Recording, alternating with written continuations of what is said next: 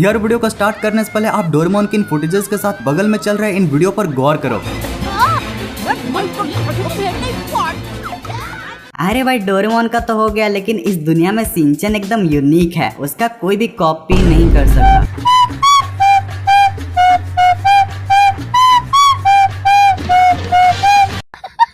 और भाई सिर्फ डोरेमोन शिनचैन का ही नहीं बल्कि ऑगी, सिम्पसंस, हमारा ढोकला स्पंज बॉब, यहाँ तक कि यारो कुंफू पांडा का एक ऐसा कॉपी है जो कि इतना क्रीपी है कि शायद ही आप उसे देख पाओगे। यारो ये तो आपने सुना ही होगा कि every masterpiece has its cheap copy. बिल्कुल वैसे ही जो आपके फेवरेट चाइल्डहुड कार्टून्स हैं, दुनिया के कई कंट्रीज में उसका भी रिपॉप वर्जन या फिर वैना भी कॉपीज भी होती हैं, जिन्हीं के बारे में आज मैं आपको बताने वाला हूँ। तो यारो चलो व्हाट द फैक्ट के इस फन इंटरेस्टिंग वीडियो को स्टार्ट करते हैं।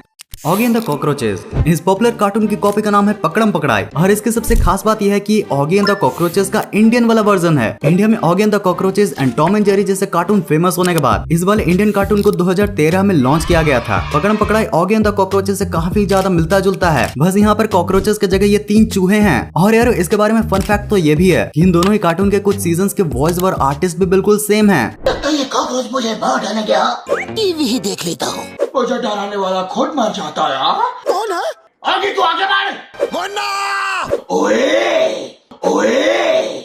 और पकड़म पकड़ाई को बनाने के पीछे एक रीजन ये भी था कि इंडिया में जितने भी कार्टून देखे जाते हैं ना, वो मोस्टली फॉरेन के होते हैं, और इसलिए इस कार्टून को फॉरेन कार्टून के कंसेप्ट को लेकर बनाया गया ताकि इंडियन ऑडियंस इंडियन कार्टून को भी देखना शुरू कर सके। और हाँ, यह पकड़म पकड़ाई कार्टून काफी ज्यादा अच्छा था और यह आज भी इंडियन बच्चों को काफी ज्यादा पसंद आता है। शिनचैन तो देखो यारो, जब मैं इंटरनेट पर शिनचैन के सस्ते कॉपी को सर्च कर रहा था ना, तब मुझे बहुत देर ढूंढने के बाद एक इमेज मिली जिसमें शिनचैन के 4 इमेजेस को एक कार्टून के साथ कंपेयर किया गया था। और भाई इसे देखकर मेरी आंखें तो फटी की फटी रह गयी, और मैं थोड़ी देर के लिए सोचने लगा कि आखिर हमारा राजू शिनचैन की कॉपी कब से करने लगा। आधा घंटे से भी ज्यादा रिसर्च करने पर पता चला कि हमारा राजू नहीं बल्कि चाइना का डा जुइबा डूडू है। क्या बोला तूने?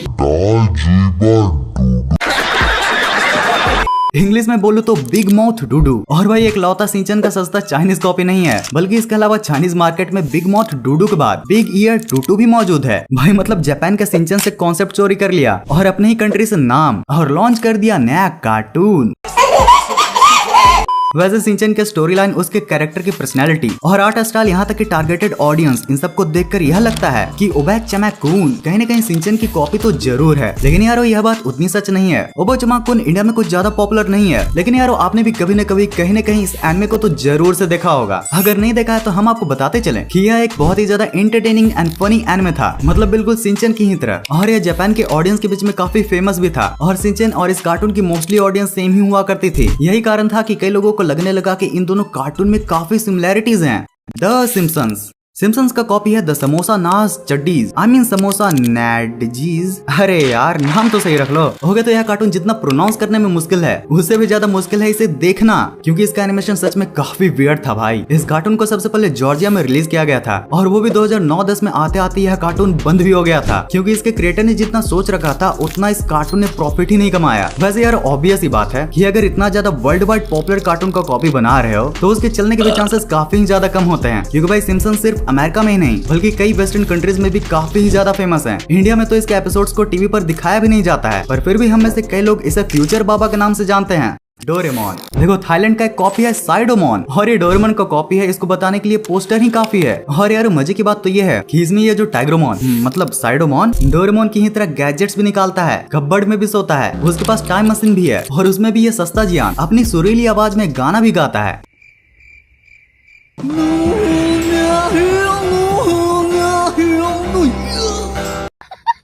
वैसे तो डोरेमोन के और भी कई सारे कॉपीज हैं, बट यार उसमें से भी जिसका सबसे पहले नाम आता है वो है हमारा कित्रेत्सु। हाँ आपने बिल्कुल सही सुना। सबसे पहले अगर आप इन दोनों एनिमे के कैरेक्टर्स को देखोगे तो आप खुद ही समझ जाओगे कि इसमें कितनी ही ज्यादा सिमिलैरिटीज हैं। और यार यह भी फन फैक्ट है कि दोनों ही एनिमे को एक ही क्रिएटर ने बनाया है, फुजिको फुजियो ने। डोरेमोन हिट होने के बाद जब उन्होंने कित्रेत्सु को रिलीज किया तो यार उसमें भी डोरेमोन के बेसिक फॉर्मूले का ही यूज किया। बस फर्क इतना है कि डोरेमोन में फ्यूचर के टेक्नोलॉजी को दिखाया गया है, वहीं पर कित्रेत्सु में पास्ट के। और यार अगर आप फुजिको फुजियो के बनाए हुए सारे एनिमे के लिस्ट को देखोगे तो आपको उन्हीं के बनाए हुए कई सारे ऐसे एनिमे मिल जाएंगे जिसमें कैरेक्टर लेआउट, डिजाइन्स, पर्सनैलिटीज काफी ही सेम है। लेकिन शायद कितरेत्सु को जानबूझकर डोरेमोन की कॉपी बनाया गया था। अगर आप ध्यान से देखोगे तो कितरेत्सु बिल्कुल डोरेमोन की ही तरह है, लेकिन उसके कंपेरेटिवली बच्चों को और भी अच्छी मैसेजेस देता है। लाइक इसमें कोई भी कैरेक्टर बुरा नहीं है। नोबिता के रिलेटेड कैरेक्टर यानी कि कितरेत्सु को आलसी और पढ़ाई में कमजोर नहीं बताया गया है, बल्कि बहुत ही ज्यादा मेहनती और स्मार्ट बताया गया है। मतलब यारो अगर एक तरीके से देखा जाए तो ऐसे अच्छे मैसेजेस जो क्रिएटर ने डोरेमोन में नहीं दिया है उसको कितरेत्सु में दिया है।